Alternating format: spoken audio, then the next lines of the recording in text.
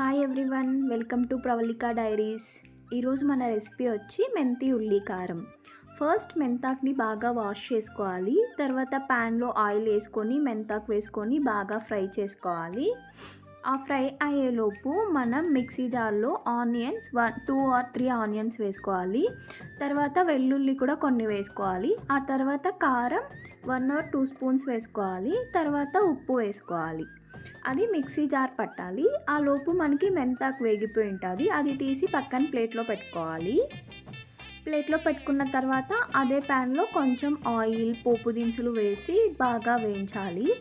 వేగాక మనకి ఇంకా కారం కావాలి అనుకుంటే దాంట్లో 2 or 3 చిల్లీస్ యాడ్ చేసుకోవచ్చు. అలానే వెల్లుల్లి కూడా కొంచెం యాడ్ చేయండి.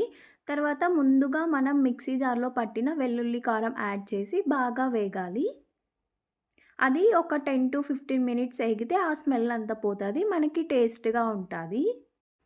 తర్వాత మనం ముందుగా వేయించి పెట్టుకున్న మెంతాకుని తీసి అందులో వేసి బాగా వేయించాలి. ఇది కూడా ఒక 5 to 10 మినిట్స్ సిమ్లో పెట్టేసి బాగా వేయించండి. ఆ తర్వాత దానిపైన కొత్తిమీర వేసుకొని ఇంకా అది రెడీ అయిపోయినట్టే. టేస్టీ మెంతి ఉల్లి కారం రెడీ.